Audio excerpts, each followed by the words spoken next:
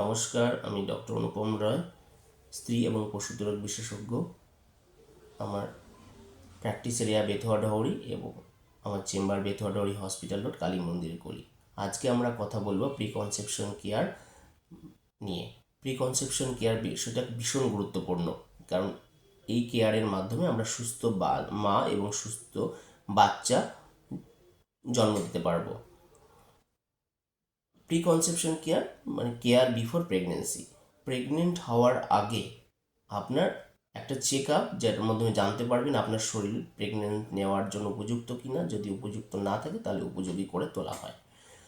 এই কেয়ার উদ্দেশ্য কি? এই কেয়ার উদ্দেশ্য হচ্ছে যাতে আপনার প্রেগনেন্সিতে কোনো রকম ঝুঁকি না আসে, বা যদি আসে সেগুলোকে আগে থেকে নির্ণয় করে যাতে আপনার প্রেগনেন্সিকে ভালোভাবে আপনি বাচ্চার জন্ম দিতে পারেন, এবং বাচ্চার যাতে কোনো রকম জন্মগত ত্রুটি না আসে, মানে বার্থ ডিফেক্ট।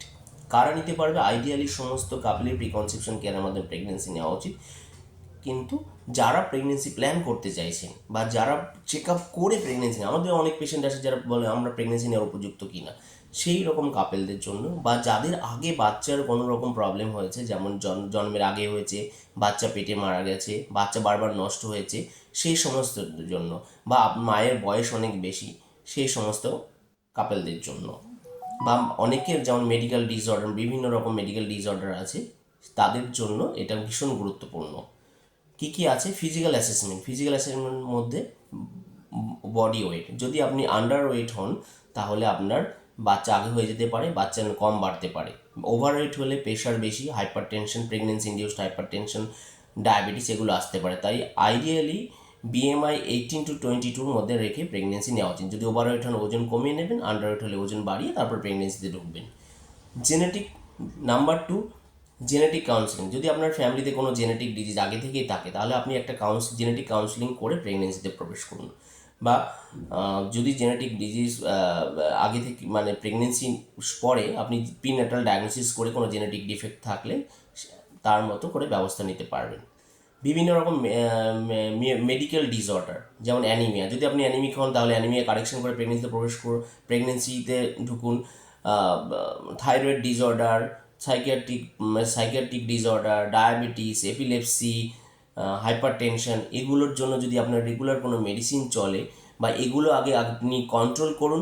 যে সমস্ত মেডিসিন চলছে যেগুলো হয়তো বাচ্চার জন্য ক্ষতিকর, সেগুলো আপনি চেঞ্জ করে আপনার শরীরকে উপযোগী করে তোলে আপনি প্রেগনেন্সিতে প্রবেশ করুন। Third, investigation. কিছু investigation, routine investigation, blood, thyroid profile, diabetes, এবং একটা রুবেলা আপনার রুবেল্লার জন্য, মানে রুবেল্লা, আপনি রুবেলাতে ইমিউন কি না। যদি ইমিউন না থাকেন তাহলে আপনাকে ভ্যাকসিনেশন করা হবে। এই সমস্ত, এবং থ্যালাসিমিয়া, আরও কিছু ইনভেস্টিগেশন যেগুলো করে আপনি জেনে নেওয়া হবে আপনার শরীর ঠিক মতো কোনো ডিফেক্ট কিছু আছে কিনা। যদি না থাকে তাহলে আপনি প্রেগনেন্সি নিতে পারেন। নিউট্রিশন, যেমন ফলিক অ্যাসিড ভীষণ গুরুত্বপূর্ণ। ফলিক অ্যাসিড 3 months বিফোর থেকে স্টার্ট করা উচিত। ফলিক অ্যাসিড, ভিটামিন D3 যদি ডেফিসিয়েন্সি থাকে, ভিটামিন D3 সাপ্লিমেন্ট করে আপনি প্রেগনেন্সি স্টার্ট করতে পারেন।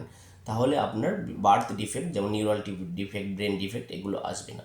অ্যাডিকশন, যদি আপনার কোনো রকম অ্যাডিকশন আগে থেকে থাকে, অ্যাডিকশন কন্ট্রোল করতে হবে। অ্যাডিকশন, অ্যালকোহল, স্মোকিং, এইগুলো। যদি আপনার স্পাউস মানে মেল পার্টনারে থাকে, তাকেও অ্যাডিকশন কন্ট্রোল করে তারপর আপনি প্রেগনেন্সি নেবেন, তাহলেই আপনার একমাত্র হেলদি বেবি আসবে। ভ্যাকসিনেশন, যেমন ভ্যাকসিনেশন আপনার আগে ভ্যাকসিন স্ট্যাটাসটা জেনে নেওয়া হয় এই চেক আপে। যেমন রুবেল্লা, হেপাটাইটিস, ভ্যারিসেলা, যদি আপনি ভ্যাকসিনেশন স্ট্যাটাস ইনকমপ্লিট থাকে, কমপ্লিট ভ্যাকসিনেশন স্ট্যাটাস কমপ্লিট করে আপনি প্রেগনেন্সি নিন। ইনফেকশন কন্ট্রোল, যেমন ডেন্টাল ইনফেকশন, ইউরিন ইনফেকশন, এগুলো যদি আপনার থাকে তাহলে ইনফেকশন কন্ট্রোল করে আপনি প্রেগনেন্সিতে প্রবেশ করুন।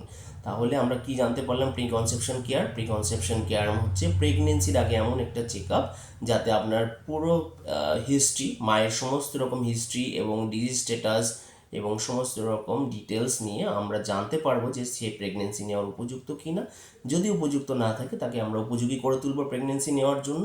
তাহলেই সে মা সুস্থভাবে প্রেগনেন্সি এবং সুস্থ প্রেগনেন্সি নিয়ে সুস্থ শিশুর জন্ম দিতে পারবে, এবং এবং ঝুঁকি অনেক কম থাকবে, এবং যদি ঝুঁকি কমাতে সাহায্য করবে, এবং যদি কোনো রকম ঝুঁকি আগে থেকে বোঝা যায় চিকিৎসাও আগে থেকে স্টার্ট হবে। তাহলে আমরা প্রিকনসেপশন কেয়ারের মাধ্যমে সুস্থ শিশুর জন্ম দিতে পারবো।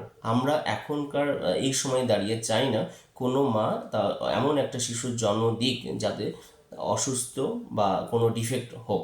তাই আমরা হয়তো যেটা পরে জন্মের পরে ভাবছি, সেটা যদি আমরা একটু আগে থেকে ভাবতে শুরু করি, তাহলে আমাদের ভাবনাটা অনেক ভালো হবে। এবং আমি চাইবো সমস্ত প্রেগনেন্সি যাতে সুস্থভাবে সুস্থ শিশুর জন্ম দিতে পারে। এবং আরেকটা জিনিস খেয়াল রাখবেন যে আপনি যে চেক আপটা কে করতে পারবেন, একজন গাইনোকোলজিস্ট এবং একজন ফিজিশিয়ান, যদি আপনার ফিজিশিয়ান দরকার হয়। গাইনোকোলজিস্ট হতে হবে এমন যিনি আপনার একদম ইজি অ্যাভেলেবেল এবং এমার্জেন্সিতে যেন আপনি তাকে সব সময় পেয়ে যান, তাহলেই একমাত্র আপনার প্রেগনেন্সির জন্য খুব সুবিধা হবে। নমস্কার, এর পরের ভিডিওতে আবার